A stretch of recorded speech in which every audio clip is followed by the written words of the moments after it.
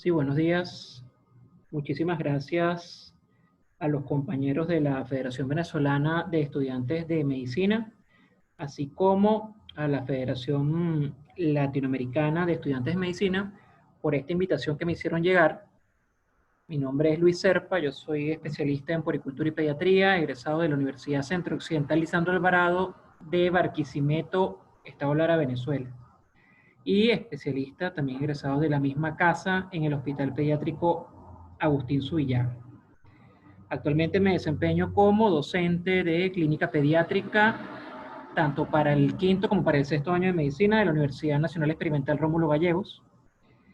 Y bueno, se me invitó a que pudiese compartir un poquito con ustedes lo que significa la lactancia materna. Ciertamente, lactancia materna para nosotros los pediatras es una de las herramientas más importantes y probablemente sea una de las que más echamos mano, porque indiscutiblemente simboliza no solamente un nexo de filiación con el niño y la mamá, sino que también proporciona una gran cantidad de beneficios, tanto para los niños como para la madre, así como para la sociedad, que indiscutiblemente son importantes que nosotros podamos tomarlos en consideración, ¿no? Entonces, antes de iniciar, yo quisiera hacer una breve puntualización con algunos aspectos fisiológicos de la lactancia materna que son importantes tener en consideración.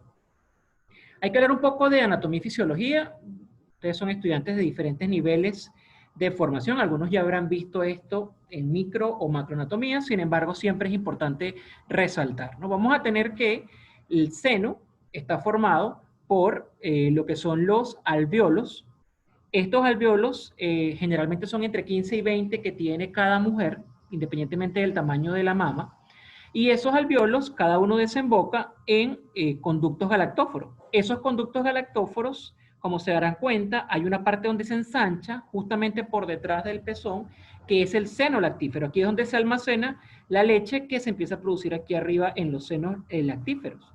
Y acá están los tubos lactíferos, que es a través de los cuales se drena la leche del seno lactífero hacia la región externa. Si nosotros hacemos un corte microanatómico, vamos a ver que esta es la estructura funcional, que es el alveolo. Vamos a tener que estar formado por células alveolares, las cuales están rodeadas por unas fibras mioepiteliales, es decir, fibras musculares, sobre las cuales actúa lo que es la oxitocina y produce la contracción de estas fibras musculares y va a generar entonces la eyección de la leche desde los alveolos hacia el conducto galactóforo para luego pasar hacia los senos lactíferos y salir a través del tubo lactífero. Hay algunas particularidades con respecto a la anatomía del seno que no quisiera dejar pasar, que corresponde al hecho de que el pezón, que en muchas oportunidades nosotros sabemos que las mujeres comentan, ¿no? O nos hacen saber su preocupación con respecto a que se está colocando con cambios de coloración. Eso tiene que ver con un mecanismo fisiológico que lo que busca es hacer que el niño identifique más fácilmente el pezón, aunque también es un mecanismo olfatorio, es decir, el niño no solamente visualiza el pezón, sino que también lo olfatea, ¿no? Y es lo que lo permite hacer la búsqueda y el agarre con el mismo. Ahora bien, desde un punto de vista un poquito más endocrino, vamos a tener que hay dos hormonas que están principalmente involucradas dentro del proceso de la lactancia materna, ¿no? Está la prolactina y está la oxitocina. La prolactina, que se produce a nivel de la hipófisis anterior, es la que se encarga de actuar sobre los alvéolos y generar la producción de la leche directamente en las células alveolares. Mientras que la oxitocina, que se produce en la hipófisis posterior, tiene pues múltiples mecanismos. Sin embargo, para efectos prácticos, que es lo que nos corresponde a nosotros con relación a la lactancia materna, es la que se encarga de estimular a esas células mioepiteliales, que yo les había comentado que estaban alrededor de las células alveolares, producir la contracción de las mismas y producir la eyección de la leche hacia los conductos galactóferos, luego hacia el seno y luego hacia el tubo lactífero, ¿no? Hasta llegar a la eyección total de la leche, ¿no? Ahora bien, es importante, sobre todo porque vamos a ir desmontando una serie de mitos y leyendas que se establecen alrededor de la lactancia materna y que necesitan ineludiblemente que nosotros conozcamos y comprendamos a la perfección el mecanismo de producción de lactancia materna, el mecanismo de producción de la leche materna. Esta es una célula alveolar. Como se darán cuenta, nosotros tenemos varios mecanismos por los cuales se producen los múltiples elementos que constituyen la leche materna. Sabemos que tienen proteínas, que tienen azúcares, que tienen ácidos grasos, que tienen inmunoglobulinas, que es un tipo de proteína, pero una proteína especializada, y cada una de ellas pues va a pasar a través de la célula. Fíjense que con respecto a la síntesis y la excreción de las proteínas y de los azúcares de la leche, recordemos que la leche tiene la lactosa, que es producida, es un disacárido producido, que está formado por glucosa y por galactosa. La glucosa la proporciona el plasma sanguíneo de la mamá y la galactosa se produce directamente dentro de la célula alveolar. Ellas se unen y son liberadas a través del aparato de Golgi, que es lo que nosotros vemos acá. Por la misma vía también se producen las proteínas, sobre todo la alfa-lactoalbúmina y la caseína, ¿no? Fíjense que estas proteínas se generan también en el aparato de Golgi. Obviamente, como toda proteína, nosotros lo sabemos, es producida a través de aminoácidos, ¿no? Cadenas de aminoácidos. Los aminoácidos pasan a través de la membrana basal de la célula alveolar y pasan al retículo endoplasmático rugoso y de aquí pasan al aparato de Golgi para ser liberados a través de un mecanismo de exocitosis. Con respecto a los ácidos grasos, vamos a tener que su concentración en el plasma es lo que va a definir la cantidad o el porcentaje de grasa que nosotros vamos a aportar a través de la leche materna. Fíjense que estoy hablándoles de azúcares, estoy hablándoles de proteínas, estoy hablándoles de grasas y estoy hablándoles de inmunoglobulinas. Porque lo que tiene que ver con las sales, es decir, los electrolitos y lo que tiene que ver con el agua, pasan por efecto transplacental, pasan por efecto transmembrana, dependiendo de un gradiente de concentración. Es decir, no tienen metabolismo directo dentro de la célula alveolar, sino que sencillamente ellas pasan y por concentración llegan hacia la luz del alveolo, ¿no? De la célula alveolar, hacia el lumen del espacio del alveolo. Entonces, esto es muy importante recordarlo, sobre todo porque nosotros vamos a ir desmontando una serie de mitos que tienen que ver con las características de la leche asociada a la alimentación de la mamá. Entonces, fíjense que aquí en ninguna parte dice que hay un conducto que comunique la boca de la mamá directamente con el pecho. Entonces, nosotros tenemos que ser muy claros que la producción tanto de azúcares como de proteínas, como de inmunoglobulinas, como de sales, o sea, de electrolitos y de agua que compone la leche materna, pues va a depender es de este mecanismo que nosotros tenemos aquí. Entonces es muy importante que lo mantengamos siempre presente, ¿no? Los tipos de leche materna. Vamos a tener que la leche materna, hay un precalostro, generalmente se empieza a producir desde el tercer trimestre de la gestación, es muy rico en plasma, en sodio, cloro, tiene inmunoglobulinas, lactoferrina, cero albúmina y algo de lactosa. Probablemente donde el precalostro es más deficiente es en fósforo.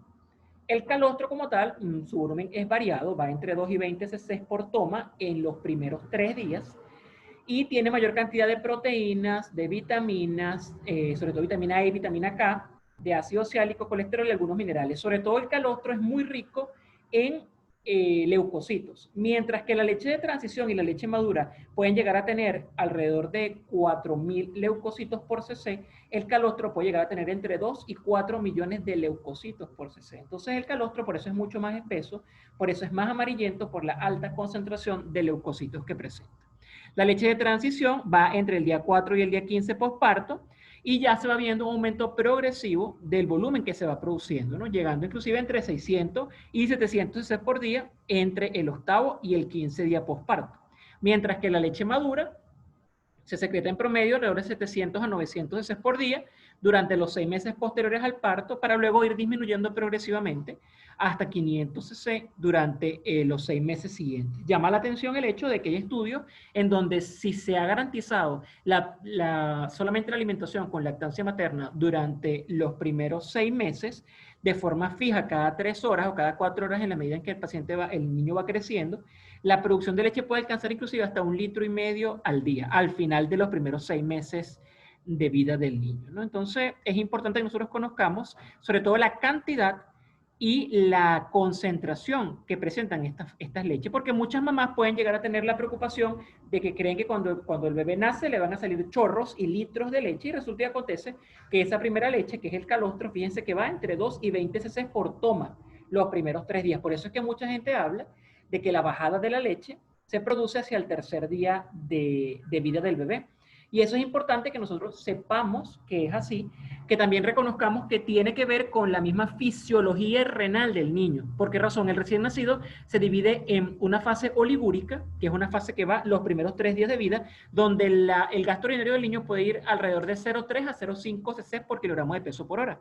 Por esa razón, un paciente que orina poco, pues obviamente el requerimiento va a ser poco. Hacia el tercer día pasan a una fase poliúrica, en donde el gasto urinario puede ir inclusive entre 3 y 4 cc por kilogramo de peso hora. Y luego pasan a una fase eúrica, en donde ya el niño va a empezar a orinar en base a la cantidad de líquidos que ingiere. Entonces, fíjense cómo la fase de la producción del calostro, que son los primeros 3 días, están directamente relacionadas con la fase oligúrica fisiológica del recién nacido. Y es muy importante que nosotros sepamos que esto es así. ¿Por qué razón? Para poder brindarle tranquilidad a la mamá, sobre todo cuando esos primeros 3 días la mamá empieza a decirnos que el niño no orina y que ya no está produciendo leche. Entonces tenemos que conocer estos elementos. Ahora bien, vamos a pasar ahora sí a lo que nos corresponde a nosotros, que es desmontar una serie de mitos y leyendas que van a variar dependiendo de la latitud donde nosotros nos encontremos, porque la vamos a tener tanto en un medio urbano como en un medio rural, y también la vamos a tener diferentes tipos dependiendo del país en donde nosotros nos encontremos, sobre todo porque como van a acceder a este contenido estudiantes de diferentes países latinoamericanos, y aparte muchos estudiantes venezolanos, pues desafortunadamente, digo desafortunadamente porque es una realidad de país que nos abruma a todos, pues quizás muchos van a irse a ejercer en otras latitudes, y es importante que lo reconozcan, ¿no? Estas son preguntas que yo he recibido en mi consulta privada, así como en el ejercicio público, y son preguntas que he recibido inclusive cuando he tenido oportunidad de visitar otros países, sobre todo países como México, como Colombia y como Chile, en donde tienen unas particularidades desde el punto de vista idiosincrático con respecto a la lactancia materna, ¿no? Vamos a dividirlos en 3 grupos para que sea un poquito más fácil ir desmontando. Vamos a dividirlos, primero vamos a hablar sobre los mitos y leyendas que están asociados con la mamá. Estas que están aquí son una de las más comunes. Las mujeres con pechos pequeños no pueden amamantar. Esa es una de las más comunes. La lactancia por tiempo prolongado hace que los pechos se caigan. No todas las madres producen leche de buena calidad y no todas las mujeres producen leche suficiente para satisfacer al bebé. Vamos a ir de una en una, ¿no? Con respecto al tamaño de los pechos, eso no tiene nada que ver. Recordemos que lo que le brinda volumen al pecho es la grasa, no la cantidad de senos alveolares que presente la mujer. Casi todas las mujeres, en líneas generales, independientemente del tamaño del seno, van a presentar entre 15 y 20 unidades alveolares funcionales. Entonces, el tamaño del pecho no tiene absolutamente nada que ver con la producción de la leche materna. La lactancia por un tiempo prolongado hace que los pechos se caigan. Una vez más, eso tiene mucho que ver con las características de la piel de la mujer, así como antecedentes hereditarios y de igual manera la cantidad de grasa que la mujer tenga en el pecho. No todas las madres producen leche de buena calidad, eso también es falso. Todas las mujeres están en la condición y en la capacidad funcional y estructural de producir leche de buena calidad.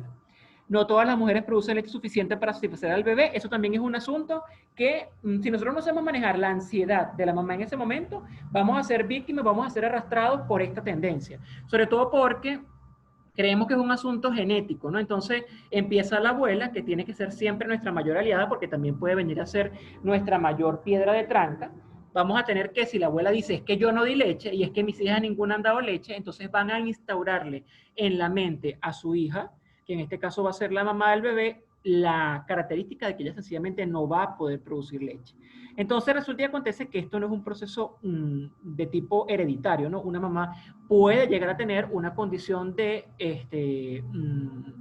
disminución de la producción de la leche materna. Sin embargo, eso no quiere decir que todas las mujeres de la familia van a tener esa misma condición. Y también es importante recordar lo que tiene que ver con la capacidad gástrica del paciente, para que usted pueda brindarle tranquilidad a esa mamá. Recordemos que nosotros como personal de salud tenemos que tener todas las herramientas científicas para poder hacer frente a las costumbres centenarias que estos papás van a llegar a nuestros consultorios. Entonces es importante recordar el tamaño del estómago del recién nacido. Fíjense que la capacidad gástrica por toma del recién nacido el primer día es entre 5 y 7 cc, que va en consonancia con la producción de calostro. ¿Eso qué quiere decir? Que esas mamás que están desesperadas porque sienten que le han salido nada más un chorrito de leche, resulta y acontece que el bebé no tiene una capacidad gástrica muy exagerada el primer día de vida. Hacia el tercer día de vida es que ya el tamaño se va acercando hacia 1 onza por toma, y hacia la semana de vida es que ya el niño puede alcanzar inclusive 1,5 onzas e inclusive 2 onzas, dependiendo obviamente de la edad y del peso del paciente. Y hacia 1 mes de vida es cuando el niño va a tener una capacidad gástrica que va por lo generalmente entre 5 onzas, 4 o 5 onzas por toma. Entonces, esto es una imagen que es muy importante que ustedes la recuerden, porque es la mejor manera de nosotros poder combatir las costumbres y las preocupaciones que los papás puedan traernos a nosotros al consultorio. Siguiendo con los mitos más comunes con respecto a la madre, vamos a tener que la madre no puede comer ciertos alimentos durante la lactancia. Eso es muy característico. Nos dicen, mire, y nosotros a veces nos hacemos copartícipe de eso por desconocimiento. Entonces la mamá tiene el bebé y empezamos, usted no puede comer esto, usted no puede comer aquello, usted no puede comer lo otro, y dejamos a esas pobres madres comiendo un arroz ahí blanco, pálido, con una pechuga de pollo ahí blanca también, sin sal, sin azúcar, sin nada. Todo ahí simple, porque creemos que la mamá tiene alguna condición de enferma, y resulta que acontece que la condición de lactancia es una condición fisiológica que amerita indiscutiblemente una alimentación balanceada, sin que eso se traduzca en que ella no puede comer absolutamente nada. La mujer lactando puede comer absolutamente de todo lo que normalmente ella come y no le produzca daño. Es decir, si una mujer está acostumbrada a comer de todo, probablemente esa mujer puede seguir comiendo de todo, siempre y cuando mantengamos un balance, sobre todo en algunos alimentos muy particulares. Hay mucha costumbre con esto de los alimentos que nosotros lo repetimos de boca a boca porque nuestros maestros nos los enseñaron así, porque en muchas oportunidades es más fácil quedarnos con lo que nos dijo el docente que irnos a un libro o revisar alguna publicación de renombre para reconocer o para verdaderamente corroborar si eso es así. Por ejemplo, cuando yo estudiaba medicina, mis maestros me decían a mí que las mujeres no podían comer alimentos verdes, es decir, brócoli, coliflor, repollo, lechuga, porque todo eso le producía gases a los niños. Cuando yo me puse a investigar, me di cuenta que no hay ningún tipo de relación al respecto. ¿Qué es lo que se recomienda? Si la mujer, es decir, si la mujer que está lactando produce, o sea, ella desarrolla gases por algún problema de cólico, síndrome de colon irritable, o porque ella normalmente algún alimento le cae mal, es probable que ese disconfort que ella tiene también se lo vaya a transmitir al niño. Pero eso no quiere decir que si la mamá come alimentos que producen gases, al bebé le va a producir gases. ¿Por qué razón? Ya recordemos el mecanismo de producción de leche materna. En ninguna parte dice que pasan gotas de gas a través de la barrera de la membrana basal por la célula alveolar hasta llegar a la luz del seno lactífero. Es decir, no tiene nada que ver. Lo que sí procuramos evitar son sobre todo las bebidas gaseosas, obviamente el alcohol, que son partículas, moléculas que sí pueden pasar a través de esta barrera y que pueden generar daños en el paciente. Pero del resto la madre puede comer absolutamente de todo, siempre y cuando sean alimentos que a ella normalmente no le caigan mal. Entonces, por favor, dejemos de estar mandándole a las mamás a comer arroz simple, a comer pechuga de pollo simple, porque ellas pueden comer absolutamente normal. Las madres que amamantan deben comer el doble para producir más leche. Esta es otra. Sobre todo a las mamás les encanta decir que como ellas están comiendo por 2, pues tienen que comer el doble. Eso no es así. Un aumento de la ingesta de alimentos no está asociada con el aumento de la producción de leche. Es más, hay mujeres que les mandan a comer, a tomar avena hasta que ya, que si toman mucha leche van a producir más leche. No. Fíjense que lo que sí está evidenciado que aumenta la cantidad, la producción de la leche va a ser el estímulo del niño. ¿Por qué razón? Porque esto es un mecanismo de oferta y demanda. Si el niño succiona y vacía el pecho, pues obviamente va a mandar una señal a la hipófisis anterior para que se libere prolactina y se produzca mayor cantidad de leche. Si la mamá no se coloca al niño al pecho, por más agua que tome, la pueden tener clarita de agua de avena, pero si la mamá no se coloca al niño al pecho, no se va a generar el efecto endocrino que produce la lactancia materna, ¿no? Entonces, eso es muy importante que nosotros sepamos que es así. Si la madre está asustada o está enojada, no debe dar a lactar. Más que no debe dar a lactar, es que puede generar un problema en las madres, y eso lo voy a explicar un poquito más adelante. Si la madre está embarazada de otro bebé, debe dejar de amamantar. Eso también es falso. ¿Por qué razón? Aunque mucha gente se preocupa por el hecho de que la liberación de oxitocina puede generar una amenaza de aborto o puede generar una amenaza de parto pretérmino, es conocido también que el mismo embarazo instaurado comienza a producir sustancias que empiezan a cambiar el sabor de la leche materna. Entonces el bebé al final termina abandonando la lactancia materna, más por un mecanismo fisiológico que busca generar el destete a través de esa modificación en el sabor de la leche, sin modificar las características de aporte nutricional. Es decir, no es que la leche se va a volver mala porque la mujer está embarazada, no. Sencillamente va a producir modificaciones en el sabor como un mecanismo fisiológico, porque el organismo es muy sabio, para ir produciendo el destete del bebé. Y esta última, que dice que la mujer que lacta no puede tener relaciones sexuales porque daña la leche, también es totalmente falso. La mujer en lactancia puede mantener una vida sexual activa sin ningún tipo de inconveniente porque no está asociado a una modificación de la lactancia materna. Entonces, con respecto a esta tercera que está aquí, con respecto al susto o al enojo, quiero evocar con ustedes unas características propias de todos los mamíferos. De hecho, fue una característica que fue descubierta en los leones, ¿no? Se evidenció que la leona que estaba con los cachorros, ¿no? Que estaba lactando, cuando la leona veía que estaba siendo amenazada, es decir, que estaba asustada porque había algún depredador cerca, lo que la leona hacía era disminuir la concentración de oxitocina y por ende producir una disminución en la eyección de la leche para evitar dejar un rastro de leche materna en el camino y que los depredadores por el olfato o por el rastreo pudiesen encontrarla. Es como un mecanismo de protección, ¿no? Ante una situación de estrés, de ansiedad o de preocupación, la hembra mamífera va a producir una disminución de la oxitocina y eso va a generar una disminución en la eyección de la leche. Recordemos que la oxitocina tiene que ver con la eyección, más no con la producción. Por eso es que una mujer que está ansiosa, que está preocupada, que está asustada, que no está ganada de la lactancia materna porque sencillamente no tiene esta información y porque piensa que no está alimentando de forma correcta a su bebé, puede generar en estas madres una dificultad en la eyección de la leche materna por disminución en la concentración de oxitocina. Pero es importante que sepamos que esto es un mecanismo fisiológico que se desarrolla como un mecanismo también de protección, ¿no? Porque, bueno, como les comento, esto se vio mucho cuando las hienas estaban detrás de las leonas que estaban recién paridas. Entonces la leona, la oxitocina la disminuía y entonces no dejaba rastro de leche cuando iba huyendo con su cría, ¿no? Ahora bien, con respecto a otros mitos referentes a la madre, vamos a tener que si la madre está enferma no debe dar a lactar y si sigue lactando no puede tomar medicación. Esto es muy común y también nos va a llegar mucho y les van a llegar a ustedes como médicos generales, inclusive médicos en línea general. Los obstetras también tienen que manejar esto muy bien. ¿Cuáles son los medicamentos que están contraindicados en la lactancia materna? ¿Y cuáles son las contraindicaciones absolutas y relativas de la lactancia materna? Eso es un tema aparte. Tendríamos que inclusive establecer otra jornada de formación solamente para hablar de las contraindicaciones absolutas relativas medicamentosas de la lactancia materna. En este contexto, la herramienta de la cual tenemos que echar mano siempre, sobre todo en estos tiempos tecnológicos, es esa página web que está aquí abajo, que dice www.elactancia.org.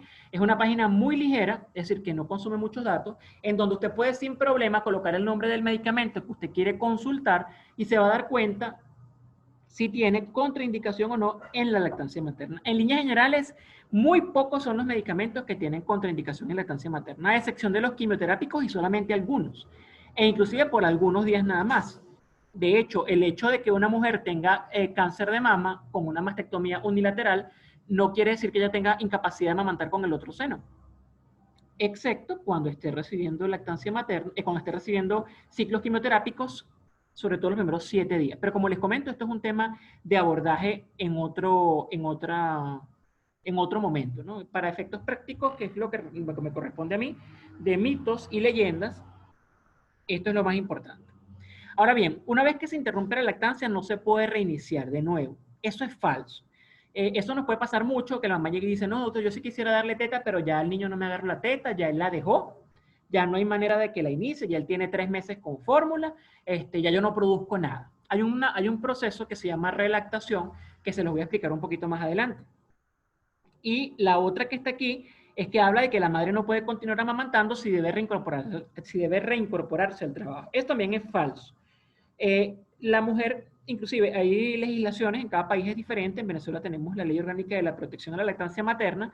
Es una ley que tiene fuerza, o sea, es una estructura jurídica que tiene fuerza de ley, en donde se establecen los mecanismos de protección de la mujer en época de lactancia, ¿no? Entonces, la incorporación al trabajo no es una excusa para que la mujer deje de lactar. E inclusive hay mecanismos para generar bancos de leches caseros que permitan que la mujer pueda incorporarse a sus actividades laborales y pueda el niño continuar con lactancia materna a través de biberón. Fíjense, esto que está aquí es con respecto al segundo mito, que es el que habla de la relactación. Son mujeres que el bebé ya estaba con lactancia artificial y desean relactar. Como esto es un mecanismo de oferta y demanda, como es un mecanismo fisiológico, lo que necesitamos es el estímulo directo al pecho. Y una de las maneras que tenemos para hacerlo, esto es un mecanismo de relactación muy artesanal, pero muy práctico, es que la mamá se coloca una sondita que desemboca en la punta del pezón y lleva la sonda hacia un depósito de leche. Generalmente es leche artificial. Y se coloca el bebé al pecho. El bebé va a succionar, va a ser una succión funcional porque va a estar alimentándose de la fórmula, pero a su vez está generando la estimulación en el pecho. Y esa estimulación en el pecho va a producir un aumento en la prolactina y un aumento en la oxitocina para al final poder generar la alimentación con lactancia materna. Es un mecanismo que se utiliza mucho. Nosotros lo utilizamos acá en Venezuela, sobre todo cuando la mamá tiene plena disposición de incorporarse a esta dinámica. Y con respecto a ese tercer mito que estaba allí, que les hablaba yo sobre esto sobre la calidad de la leche, ¿no? El calostro debe ser desechado por ser sucio y antihigiénico. Totalmente falso. Mucha gente, pero esto pasa mucho, muchachos, y sobre todo en pueblos, en zonas rurales, mucha gente piensa que hasta que la leche no salga blanca, la mujer no debe lactar, porque es leche vieja, porque es leche que ha tenido mucho tiempo en el pecho, porque fue leche que empezó la mujer a producir antes de que, al principio del embarazo, entonces esa leche hay que descartarla, y resulta que acontece que es una de las leches más importantes, es de la que tiene mayor valor nutricional y de defensa inmunológica en el niño. Entonces es muy importante que nosotros tengamos en cuenta estos aspectos. Y esta segunda es un poco más de lo mismo, ¿no? El calostro es amarillo porque ha permanecido mucho tiempo en el pecho y por eso está podrida, totalmente falso. Y la tercera que tiene que ver esta misma consonancia, que el bebé no debería succionar hasta que la leche salga blanca. Entonces usted debe conocer las características de la leche materna, debe conocer la funcionalidad de la misma y a su vez debe conocer cuánto es el tiempo de duración de la leche materna dependiendo del mecanismo de almacenaje, sobre todo cuando usted va a orientar a una mamá para que cree un banco de leche casero, porque se va a incorporar al trabajo, debe saber cuántas horas, cuántos días, cuánto tiempo puede permanecer una leche en temperatura ambiente, en puerta de refrigerador o inclusive en el congelador. Y es lo que trato yo de rescatar a través de esta tabla que está acá. Fíjense cómo una leche madura recién extraída, la mamá se acaba de ordeñar, usted la puede dejar en temperatura ambiente entre 8 a 10 horas. Si usted la coloca en el frigorífico, puede durar entre 2 y 5 días. Si está congelada dentro de la nevera, es decir, es de estos congeladores que están con la misma puerta de la nevera, puede durar hasta 15 días. Y si es un congelador que está separado de la nevera, es decir, que se abre menos, puede durar inclusive hasta 3 o 4 meses. Fíjense cómo, si fue una leche previamente congelada, si fue descongelada con agua caliente o se encuentra fuera de la nevera. Lo que es importante que ustedes sepan de esto es que la leche se va descalando. Es decir, usted tiene una leche congelada. Usted la leche congelada no la descongela directamente poniéndola en baño de María, porque usted puede precipitar las inmunoglobulinas. Usted lo que hace es que usted la pasa del congelador a la puerta de la nevera. Y de la puerta de la nevera la deja en temperatura ambiente y de allí es que usted puede pasarla por baño de María para poder calentarla, porque si no siempre corre el riesgo de que las proteínas y los inmunocomplejos precipiten dentro del recipiente donde usted esté haciendo el procedimiento. Hay muchas variables al respecto, sobre todo con lo que tiene que ver con el envase, que si pueden ser de plástico, que si pueden ser de vidrio, que hay unas bolsas especiales para eso. Una vez más, eso es contenido para otra discusión. Sin embargo, los invito a que revisen un poco al respecto. Estas que están aquí son mitos, sobre todo lo que tiene que ver con las necesidades del niño o la niña. Los niños deben, esta es muy común, esta pregunta me la hicieron a mí una vez en México, los niños se deben alimentar por más tiempo que las niñas porque si no, estas últimas serán más fértiles en edad adulta. Es decir, hay costumbres que piensan que si la hembra se alimenta más tiempo que el varón, la hembra es más probable que salga embarazada más precozmente, porque dicen que aumenta la fertilidad de la mujer. Esto es totalmente falso, no tiene ningún tipo de asociación al respecto. Esta segunda dice, se debe dejar de amamantar cuando el niño o niña aprende a caminar. Recordemos que eso no es así. Inclusive UNICEF y OMS anteriormente se establecía que la lactancia materna exclusiva hasta los 6 meses y luego como alimentación complementaria hasta los 2 años. Hoy en día se habla de que la lactancia materna es exclusiva hasta los 6 meses, complementaria hasta los 2 años o más. Es decir, que usted puede tener un niño que esté caminando y puede mantenerse con lactancia materna. Y la tercera habla de que los bebés necesitan beber aguas aromáticas, té o infusiones para fortalecer el estómago. También es muy común. Esta pregunta, no fue una pregunta ni siquiera, fue una indicación de una abuelita en Bogotá que le dijo a la mamá que tenía que darle infusiones de hierba para hacer al niño fuerte del estómago, porque el niño estaba sufriendo de problemas de cólico. Y resulta y acontece que nosotros tenemos que manejar la información de que las infusiones de hierbas o tés o preparados o brebajes, todas esas cosas están proscritas en los niños porque son hepatotóxicas, son nefrotóxicas y pueden producir inclusive shock por deshidratación en los pacientes y llevar a la muerte de los mismos. Entonces, estos son materiales o informaciones que es importante que nosotros conozcamos de primera mano.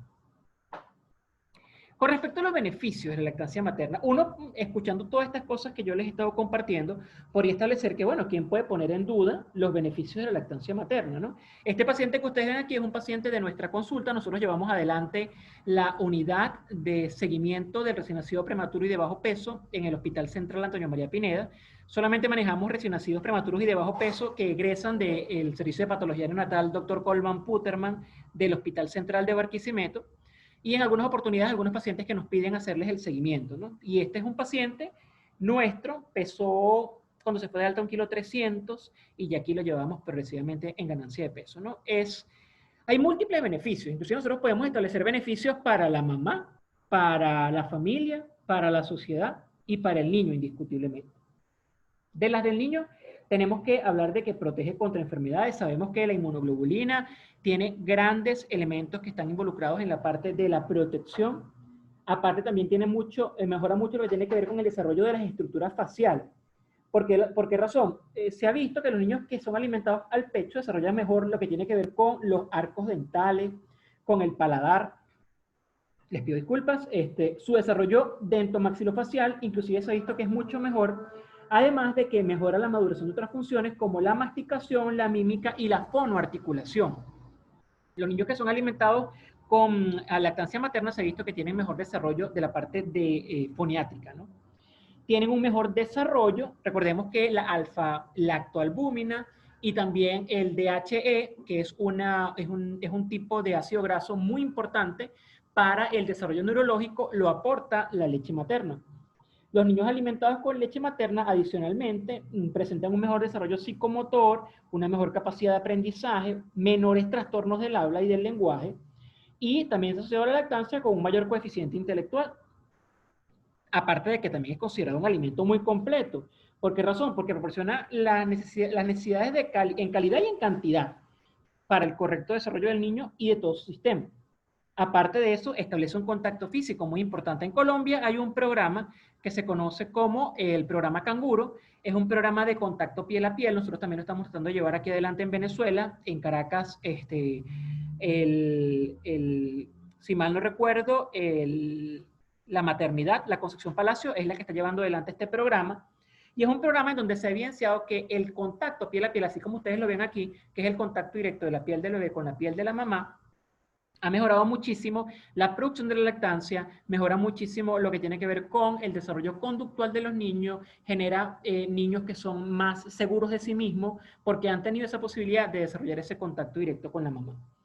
El apego es muy importante, sobre todo cuando la lactancia se inicia a la primera hora de vida. Hay unas fases que son las fases de reactividad del recién nacido. Cuando el recién nacido nace, tiene los primeros 15 minutos, que es una fase de reactividad, ¿no? Esa es una fase donde están ellos más activos. Los primeros 15 a 20 minutos. Luego pasan a una fase como de latencia, que puede durar inclusive media hora. Luego ellos tienen una segunda fase de reactividad y luego entran en una fase como de decaimiento, somnolencia, que dura aproximadamente 4 horas. Entonces, esa es la fase donde cuesta más que el niño se pegue al pecho. Por eso es que la recomendación internacional es que el niño se pegue al pecho la primera hora e inclusive la primera media hora después del nacimiento. Es más, hay tendencias que establecen que los cuidados del recién nacido deberían de darse sobre el abdomen de la mamá. mientras el bebé está haciendo reconocimiento olfatorio, táctil y está haciendo reconocimiento visual de la mamá, también nosotros estamos haciendo los cuidados del niño y estamos generando ese apego precoz. Se ha visto que ese sentimiento de apego y esa necesidad de protección reduce el maltrato y el abandono de los niños y tiene efectos a largo plazo, sobre todo porque la leche confiere protección a enfermedades que se presentan más tarde en la vida, como las diabetes insulinodependientes, las colitis ulcerosas, el asma, los linfomas e inclusive hay tipos de leucemias que han estado asociadas con la alimentación, el abandono de la lactancia materna. Ahora bien, con respecto a los beneficios para la madre y para la familia, pues mejora mucho, después del parto, mejora mucho la retracción del útero. Aparte, mejora mucho que la mujer alcance la recuperación de su peso previo al parto, al embarazo, perdón. La recuperación de las mamas protege a las mujeres de enfermedades también, porque previene el cáncer de mama y el cáncer de ovario. Mejora la autoestima de la mamá, previene el maltrato y mejora la planificación familiar, porque recordemos que cuando la lactancia materna es exclusiva, cada 3 horas actúa como un mecanismo contraceptivo. Y para la sociedad tiene múltiples efectos también. Hay una disminución en la mortalidad infantil. Aparte de eso, es un ahorro económico sumamente importante. Recordemos que los costos de las fórmulas hoy en día son sumamente elevados y un pote de leche alcanza cuando mucho para 5 días en un paciente. Protege de enfermedades, hay menos contaminación. ¿Por qué razón? Porque una madre que lacta obviamente no necesita comprar utensilios para alimentar al bebé. Por lo tanto, genera menos residuos porque no tiene que botar ningún elemento. Y también tiene muchos beneficios para el control del crecimiento, ya que la lactancia materna exclusiva hasta los 6 meses es un elemento sumamente importante para espaciar los nacimientos. Por esa razón, es uno de los elementos más importantes del proceso de la lactancia materna dentro de la sociedad. Entonces, fíjense que son muchas, obviamente podríamos durar aquí horas hablando de los beneficios, de las ventajas y de los mitos más comunes asociados con la lactancia materna. Pero yo creo que con esto es más que suficiente para que ustedes, para motivarlos y para estimularlos a ustedes a que sigan investigando y a que sigan desarrollando este tema para que tengan elementos de sostén y no se queden con lo que nosotros les digamos. Yo siempre le digo a mis estudiantes, no se queden con lo que yo les diga, pero yo les puedo caer a muela a ustedes aquí y no se van a dar cuenta hasta que ustedes lo investiguen por ustedes mismos. Estoy abierto a las interrogantes y trataré, en la medida de lo posible, de brindarles respuesta. A las que no les tenga respuesta, pues me comprometeré con ustedes a investigarlas y poder brindarles una respuesta que brinde tranquilidad o que por lo menos aclare lo que ustedes tengan a bien explicar como sus inquietudes, ¿no? De nuevo, muchas gracias por la invitación. Voy ya cerrando porque estoy alcanzando el tiempo tope. Y bueno, nada, de verdad agradecido. Sigan por favor estimulando la lactancia materna, sigan estimulando el contacto piel a piel. Recuerden que son tiempos muy difíciles en donde tenemos que echar más mano de las herramientas naturales como la lactancia materna. Muchísimas gracias.